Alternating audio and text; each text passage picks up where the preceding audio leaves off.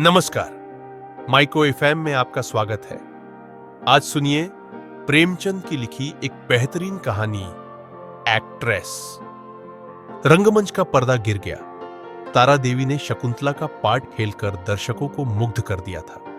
जिस वक्त वह शकुंतला के रूप में राजा दुष्यंत के सम्मुख खड़ी ग्लानि, वेदना और तिरस्कार से उत्तेजित भावों को आग्नेय शब्दों में प्रकट कर रही थी, दर्शक वृंद शिष्टता के नियमों की उपेक्षा करके मंच की ओर उन्मत्तों की भांति दौड़ पड़े थे और तारा देवी का यशोगान करने लगे थे। कितने ही तो स्टेज पर चढ़ गए और तारा देवी के चरणों पर गिर पड़े। सारा स्टेज फूलों से पट गया। आभूषणों की वर्षा होने लगी। यदि उसी क्षण मेनका का विमान नीचे आकर उसे उड़ा न ले जाता तो कदाचित उस धक्कम धक्के में 10 पौंच आदमियों की जान पर बन जाती। मैनेजर ने तुरंत आकर दर्शकों को गुणग्राहकता का धन्यवाद दिया और वादा भी किया कि दूसरे दिन फिर वही तमाशा होगा। तब लोगों का मोहनमाद शांत हुआ, मगर एक युवक उस वक्त भी मंच पर खड़ा रहा। लंबे कद का था, तेजस्वी मुद्रा, कुंदन का सा देवताओं का सा स्वरूप, गठी हुई देह, मुख से एक ज्योति सी प्रस्फुटित हो रही थी। कोई राजकुमार मालूम होता था। जब सारे दर्शकगण बाहर निकल गए, उसने मैनेजर से पूछा, क्या तारा देवी से एक क्षण के लिए मिल सकता हूं? मैनेजर ने उपेक्षा के भाव से कहा, हमारे यहां ऐसा नियम नहीं है। युवक ने फिर पूछा, क्या आप मेरा कोई पत्र उसके पास भेज सकते हैं? मैनेजर ने उसी उपेक्षा के भाव से कहा, जी नहीं, क्षमा कीजिएगा, यह हमारे नियमों के विरुद्ध है।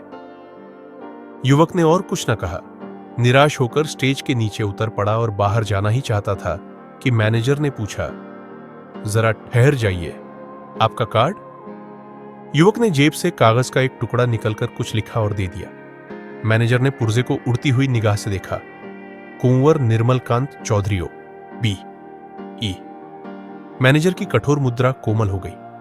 कुंवर निर्मलकांत, शहर के सबसे बड़े रईस और ताल्लुकेदार, साहित्य के उज्जवल रत्न, संगीत के सिद्धस्त आचार्य, उच्च कोटि के विद्वान, 8-10 लाख सालाना के नफेदार, जिनके दान से देश की कितनी ही संस्थाएं चलती थी, इस समय एक क्षुद्र प्रार्थी के रूप में खड़े थे।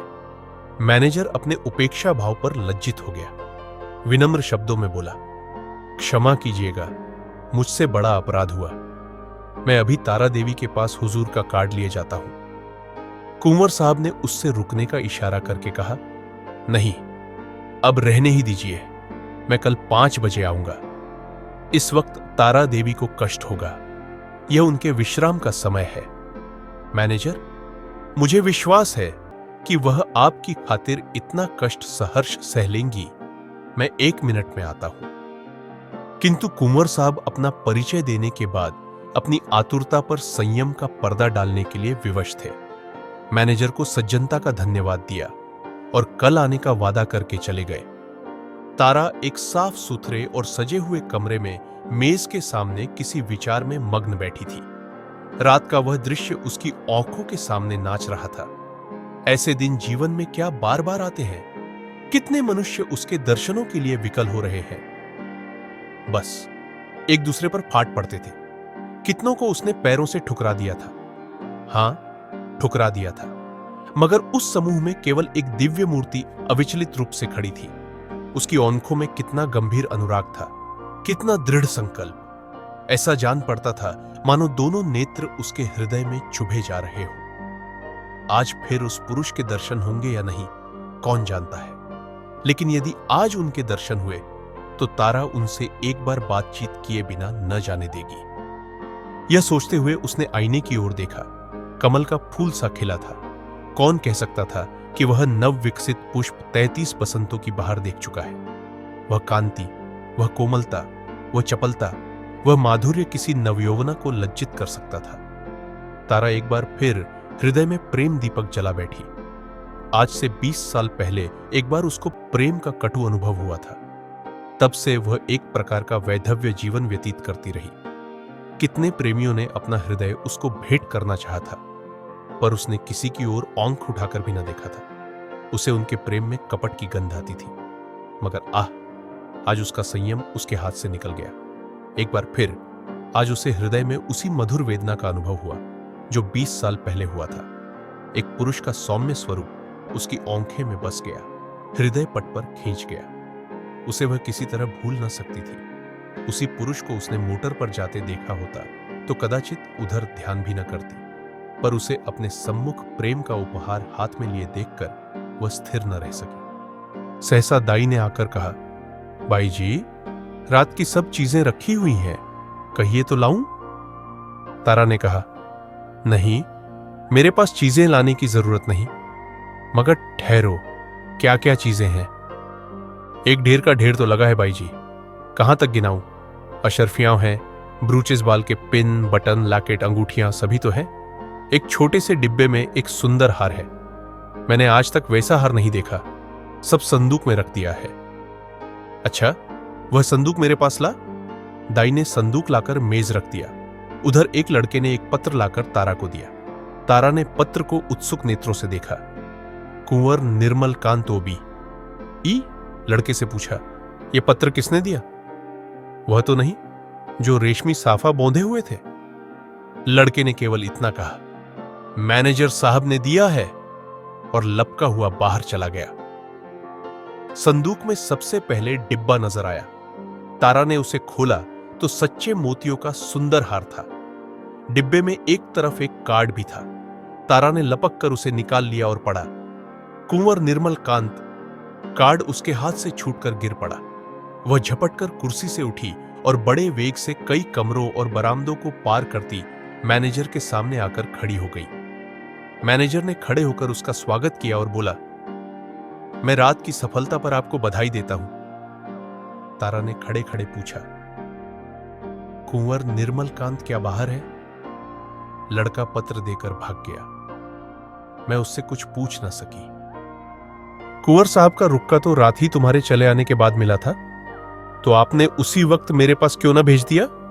मैनेजर ने दबी जबान से कहा, मैंने समझा तुम आराम कर रही होगी, कष्ट देना उचित न समझा। और भाई, साफ बात यह है कि मैं डर रहा था कहीं कुंवर साहब को तुमसे मिलाकर तुम्हें खो न बैठूं। अगर मैं औरत होता तो उसी वक्त उनके पीछे हो लेता। ऐसा देवरूप पुरुष मैंने आज तक नहीं देखा, वही जो रेशमी साफा बोंधे खड़े थे तुम्हारे सामने। तुमने भी तो देखा था। तारा ने मानो अर्ध निद्रा की दशा में कहा, हां, देखा तो था। क्या ये फिर आएंगे? हां, आज 5 बजे शाम को। बड़े विद्वान आदमी हैं और इस शहर के सबसे बड़े रईस।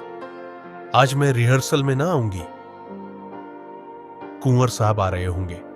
तारा आईने के सामने बैठी है और दाई उसका श्रृंगार कर रही है। श्रृंगार भी इस जमाने में एक विद्या है। पहले परिपाटी के अनुसार ही श्रृंगार किया जाता था। कवियों, चित्रकारों और रसिकों ने श्रृंगार की मर्यादा सी बोध दी थी। आंखों के लिए काजल लाजमी था, हाथों के लिए मेहंदी, पांव के लिए महावर, एक एक अंग एक एक आभूषण के लिए निर्दिष्ट था। आज वह परिपाटी नहीं रही। आज प्रत्येक रमणी अपनी सुरुचि सुबुद्धि और तुलनात्मक भाव से श्रृंगार करती है। उसका सौंदर्य किस उपाय से आकर्षकता की सीमा पर पहुंच सकता है, यही उसका आदर्श होता है। तारा इस कला में निपुण थी। वह 15 साल से इस कंपनी में थी और यह समस्त जीवन उसने पुरुषों के हृदय से खेलने ही में व्यतीत किया था। किस चिवतन से, किस मुस्कान से, किस अंगड़ाई से, किस तरह केशों के बिखेर देने से दिलों का कत्लेआम हो जाता है। इस कला में कौन उससे बढ़कर हो सकता था? आज उसने चुन चुन कर आजमाए हुए तीर तर्कस से निकाले, और जब अपने अस्त्रों से सजकर वह दीवान खाने में आई तो जान पड़ा मानो संसार का सारा माधुर्य उसकी बलाए नम ले रहा है। वह मेज के पास खड़ी होकर कुंवर साहब का कार्ड देख रही थी। उसके कान मोटर की आवाज की ओर लगे हुए थे। वह चाहती थी कि कुंवर साहब इसी वक्त आ जाए और उसे इसी अंदाज से खड़े देखे। इसी अंदाज से वह उसके अंग प्रत्यंगों की पूर्ण छवि देख सकते थे। उसने अपनी श्रृंगार कला से काल पर विजय पाली थी। कौन कह सकता था कि यह चंचल नवयौवन उस अवस्था को पहुंच चुकी है जब हृदय को शांति की इच्छा होती है। वह किसी आश्रम के लिए आतुर हो उठता है और उसका अभिमान नम्रता के आगे सिर झुका देता है। तारा देवी को बहुत इंतजार न करना पड़ा। कुंवर साहब शायद मिलने के लिए उससे भी उत्सुक थे। 10 ही मिनट के बाद उनकी मोटर की आवाज आई। तारा संभल गई। एक क्षण में कुंवर साहब ने कमरे में प्रवेश किया। तारा शिष्टाचार के लिए हाथ मिलाना भी भूल गई। प्रौढ़ावस्था में भी प्रेमी की उद्विग्नता और असावधानी कुछ कम नहीं होती। वह किसी सलज्जा युवती की भांति सिर झुकाए खड़ी रही। कुंवर साहब की निगाह आते ही उसकी गर्दन पर पड़ी। वह मोतियों का हार जो उन्होंने रात को भेंट किया था चमक रहा था। कुंवर साहब को इतना आनंद और कभी न हुआ। उन्हें एक क्षण के लिए ऐसा जान पड़ा मानो उसके जीवन की सारी अभिलाषा पूरी हो गई। बोले, मैंने आपको आज इतने सवेरे कष्ट दिया, क्षमा कीजिएगा। यह तो आपके आराम का समय होगा। तारा ने सिर से खिसकती हुई साड़ी को संभाल कर कहा, इससे ज्यादा आराम और क्या हो सकता कि आपके दर्शन हुए। मैं इस उपहार के लिए और क्या आपको मनो धन्यवाद देती हूं। अब तो कभी कभी मुलाकात होती रहेगी। निर्मल कांत ने मुस्कुराकर कहा, कभी कभी नहीं, रोज। आप चाहे मुझसे मिलना पसंद न करें, पर एक बार इस डयोढ़ी पर सिर को झुका ही जाऊंगा। तारा ने भी मुस्कुराकर उत्तर दिया, उसी वक्त तक जब तक कि मनोरंजन की कोई नई वस्तु नजर ना आ जाए। क्यों? मेरे लिए यह मनोरंजन का विषय नहीं, जिंदगी और मौत का सवाल है। हां, तुम इसे विनोद समझ सकती हो, मगर कोई परवाह नहीं। तुम्हारे मनोरंजन के लिए मेरे प्राण भी निकल जाए तो मैं अपना जीवन सफल समझूंगा। दोनों तरफ से इस प्रीति को निभाने के वादे हुए। फिर दोनों ने नाश्ता किया और कल भोज का न्योता देकर कुंवर साहब विदा हुए। 1 महीना गुजर गया। कुंवर साहब दिन में कई कई बार आते। उन्हें एक क्षण का वियोग भी असह्य था। कभी दोनों बजरे पर दरिया की सैर करते, कभी हरी हरी घास पर पार्कों में बैठे बातें करते, कभी गाना बजाना होता। नित्य नए प्रोग्राम बनते थे। सारे शहर में मशहूर था कि ताराबाई ने कुंवर साहब को फौस लिया और दोनों हाथों से संपत्ति लूट रही है। पर तारा के लिए कुंवर साहब का प्रेम ही एक ऐसी संपत्ति थी जिसके सामने दुनिया भर की दौलत देय थी। उन्हें अपने सामने देखकर उसे किसी वस्तु की इच्छा न होती थी। मगर 1 महीने तक इस प्रेम के बाजार में घूमने पर भी तारा को वह वस्तु न मिली जिसके लिए उसकी आत्मा लोलुप हो रही थी। वह कुंवर साहब से प्रेम की, अपार और अतुल प्रेम की, सच्चे और निष्कपट प्रेम की बातें रोज सुनती थी, पर उसमें विवाह का शब्द न आने पाता था। मानो प्यासे को बाजार में पानी छोड़कर और सब कुछ मिलता हो। ऐसे प्यासे को पानी के सिवा और किस चीज से तृप्ति हो सकती है? प्यास बुझाने के बाद संभव है और चीजों की तरफ उसकी रुचि हो, पर प्यासे के लिए तो पानी सबसे मूल्यवान पदार्थ है। वह जानती थी कि कुंवर साहब उसके इशारे पर प्राण तक दे देंगे, लेकिन विवाह की बात क्यों उनकी जबान से नहीं मिलती? क्या इस विषय का कोई पत्र लिखकर अपना आशय कह देना संभव था? फिर क्या वह उसको केवल विनोद की वस्तु बनाकर रखना चाहते हैं? यह अपमान उससे न सहा जाएगा। कुंवर के एक इशारे पर वह आग में कूद सकती थी, पर यह अपमान उसके लिए असह्य था।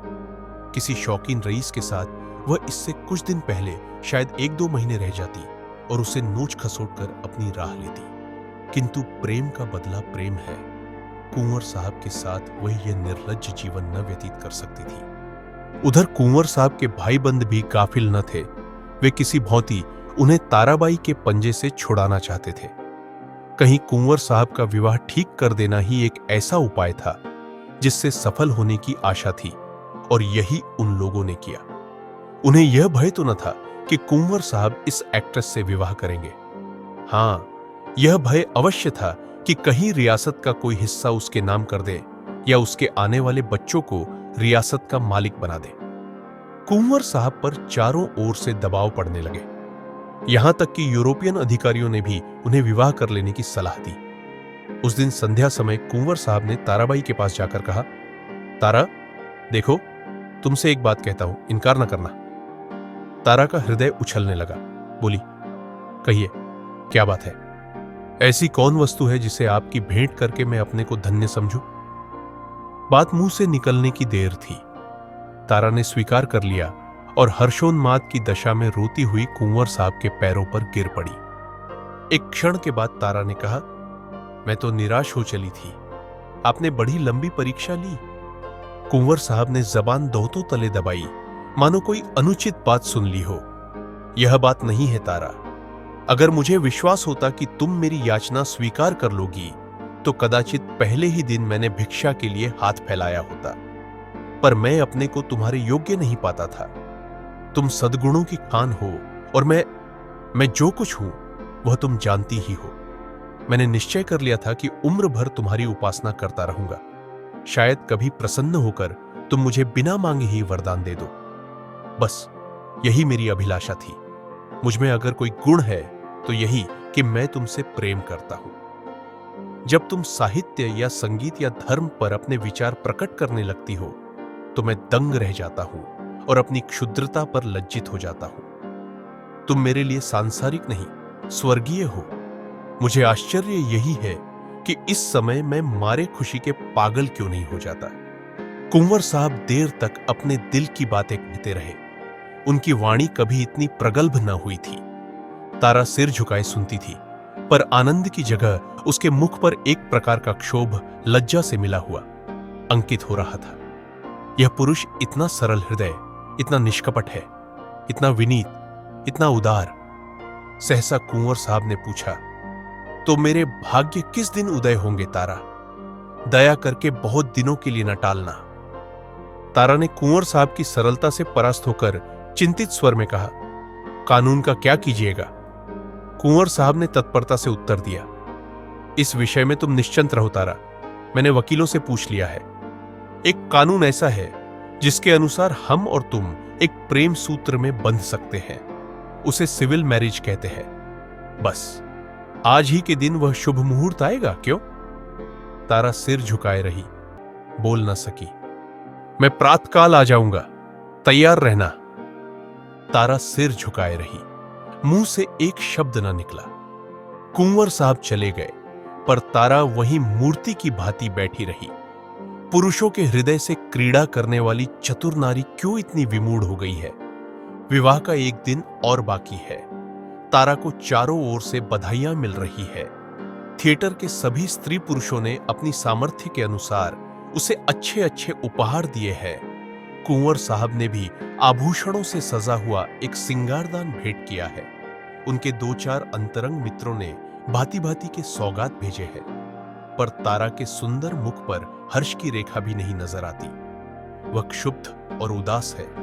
उसके मन में 4 दिनों से निरंतर यही प्रश्न उठ रहा है, क्या कुंवर के साथ विश्वासघात करे? जिस प्रेम के देवता ने उसके लिए अपने कुल मर्यादा को तिलांजलि दे दी, अपने बंधुजनों से नाता तोड़ा, जिसका हृदय हिमकर्ण के समान निष्कलंक है, पर्वत के समान विशाल, उसी से कपट करे? नहीं, वह इतनी नीचता नहीं कर सकती। अपने जीवन में उसने कितने ही युवकों से प्रेम का अभिनय किया था। कितने ही प्रेम के मतवालों को वह सब्ज बाग दिखा चुकी थी, पर कभी उसके मन में ऐसी दुविधा न हुई थी। कभी उसके हृदय ने उसका तिरस्कार न किया था। क्या इसका कारण इसके सिवा कुछ और था कि ऐसा अनुराग उसे और कहीं न मिला था? क्या वह कुंवर साहब का जीवन सुखी बना सकती है? हां, अवश्य। इस विषय में उसे लेशमात्र भी संदेह नहीं था। भक्ति के लिए ऐसी कौन सी वस्तु है जो असाध्य हो? पर क्या वह प्रकृति को धोखा दे सकती है? ढलते हुए सूर्य में मध्याह्न का सा प्रकाश हो सकता है? असंभव। वह स्फूर्ति, वह चपलता, वह विनोद, वह सरल छवि, वह तल्लीनता, वह त्याग, वह आत्मविश्वास वह कहां से लाएगी, जिसके सम्मिश्रण को यौवन कहते हैं? नहीं, वह कितना ही चाहे, पर कुंवर साहब के जीवन को सुखी नहीं बना सकती। बूढ़ा बैल कभी जवान बछड़ों के साथ नहीं चल सकता। आह, उसने यह नौबत ही क्यों आने दी? उसने क्यों कृत्रिम साधनों से, बनावटी सिंगार से कुंवर को धोखे में डाला? अब इतना सब कुछ हो जाने पर वो किस मुंह से कहेगी कि मैं रंगी हुई गुड़िया हूं? जबानी मुझसे कब की विदा हो चुकी। अब केवल उसका पद चिन्ह रह गया है। रात के 12 बज गए थे। तारा मेज के सामने इन्हीं चिंताओं में मग्न बैठी हुई थी। मेज पर उपहारों के ढेर लगे हुए थे, पर वह किसी चीज की ओर आंख उठाकर भी न देखती थी। अभी 4 दिन पहले वह इन्हीं चीजों पर प्राण देती थी। उसे हमेशा ऐसी चीजों की तलाश रहती थी जो काल के चिन्हों को मिटा सके, पर अब उन्हीं चीजों से उसे घृणा हो रही है। प्रेम सत्य है और सत्य और मिथ्या दोनों एक साथ नहीं रह सकते। तारा ने सोचा, क्यों ना यहां से कहीं भाग जाए, किसी ऐसी जगह चली जाए जहां कोई उसे जानता भी ना हो।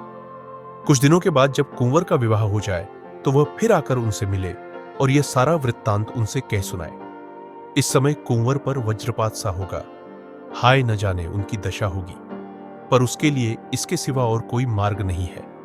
अब उनके दिन रो रो कर कटेंगे, लेकिन उसे कितना ही दुख क्यों न हो, वह अपने प्रियतम के साथ छल नहीं कर सकती। उसके लिए इस स्वर्गीय प्रेम की स्मृति, इसकी वेदना ही बहुत है, इससे अधिक उसका अधिकार नहीं।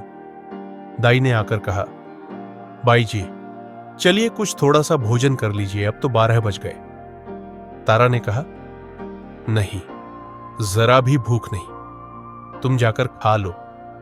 दाई, देखिए मुझे भूल ना जाइएगा, मैं भी आपके साथ चलूंगी। तारा, अच्छे अच्छे कपड़े बनवा रखे हैं ना? दाई, अरे बाई जी, मुझे अच्छे कपड़े लेकर क्या करना है, आप अपना कोई उतारा दे दीजिएगा। दाई चली गई।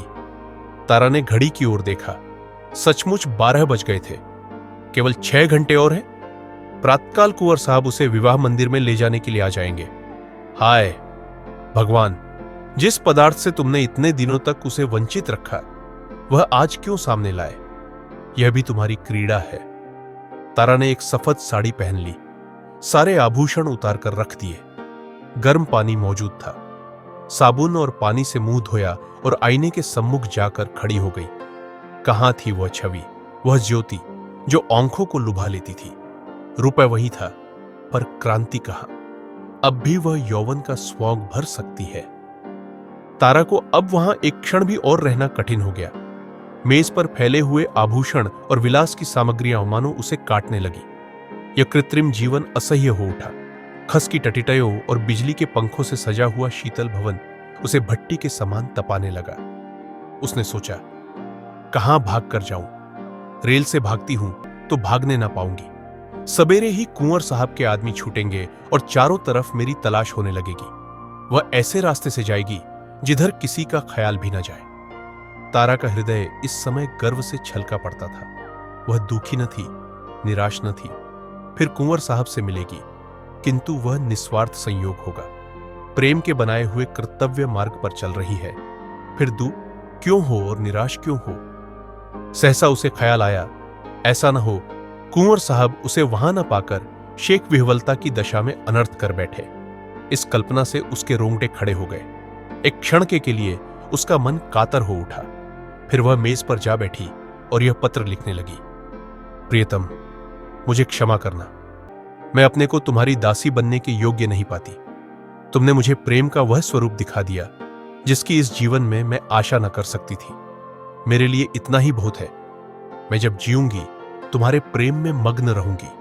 मुझे ऐसा जान पड़ रहा है कि प्रेम की स्मृति में प्रेम के भोग से कहीं अधिक माधुर्य और आनंद है। मैं फिर आऊंगी, फिर तुम्हारे दर्शन करूंगी, लेकिन उसी दशा में जब तुम विवाह कर लोगे। यही मेरे लौटने की शर्त है। मेरे प्राणी के प्राण, मुझसे नाराज न होना। ये आभूषण जो तुमने मेरे लिए भेजे थे, अपनी ओर से नववधु के लिए छोड़े जाती हो। केवल वह मोतियों को हार जो तुम्हारे प्रेम का पहला उपहार है, अपने साथ लिए जाती हूं। तुमसे हाथ जोड़कर कहती हूं, मेरी तलाश न करना। मैं तुम्हारी हूं और सदा तुम्हारी रहूंगी। तुम्हारी तारा। यह पत्र लिखकर तारा ने मेज पर रख दिया, मोतियों का हार गले में डाला और बाहर निकल आई। थिएटर हॉल से संगीत की ध्वनि आ रही थी। एक क्षण के लिए उसके पैर बंध गए। 15 वर्षों का पुराना संबंध आज टूट रहा था। सहसा उसने मैनेजर को आते देखा। उसका कलेजा धक से हो गया। वह बड़ी तेजी से लपक कर दीवार की आड़ में खड़ी हो गई। ज्यों ही मैनेजर निकल गया, वह हाथे के बाहर आई और कुछ दूर गलियों में चलने के बाद उसने गंगा का रास्ता पकड़ा। गंगा तट पर सन्नाटा छाया हुआ था। 10-5 साधु बैरागी धुनियों के सामने लेटे थे। 10-5 यात्री कंबल जमीन पर बिछाए सो रहे थे। गंगा किसी विशाल सर्प की भांति रेंगती चली जाती थी। एक छोटी सी नौका किनारे पर लगी हुई थी। मल्लाह नौका में बैठा हुआ था। तारा ने मल्लाह को पुकारा, ओ माझी, उस पर नाव ले चलेगा। माझी ने जवाब दिया, इतनी रात गए नाव न जाई। मगर दूनी मजदूरी की बात सुनकर उसने डांड उठाया और नाव को खोलता हुआ बोला, सरकार, उस पार कहां जय है? उस पार एक गांव में जाना है। मुदा इतनी रात गए, कोनो सवारी शिकारी न मिली। कोई हर्ज नहीं, तुम मुझे उस पार पहुंचा दो। माझी ने नाव खोल दी। तारा उस पर जा बैठी और नौका मंद गति से चलने लगी, मानो जीव स्वप्न साम्राज्य में विचर रहा हो। इसी समय एकादशी का चांद पृथ्वी से उस पार अपनी उज्जवल नौका खेता हुआ निकला और व्योम सागर को पार करने लगा। धन्यवाद। अगर आपको यह कहानी पसंद आई हो तो हमारे चैनल माइको एफएम को जरूर सब्सक्राइब करें, ऐसी ही और कहानियों के लिए।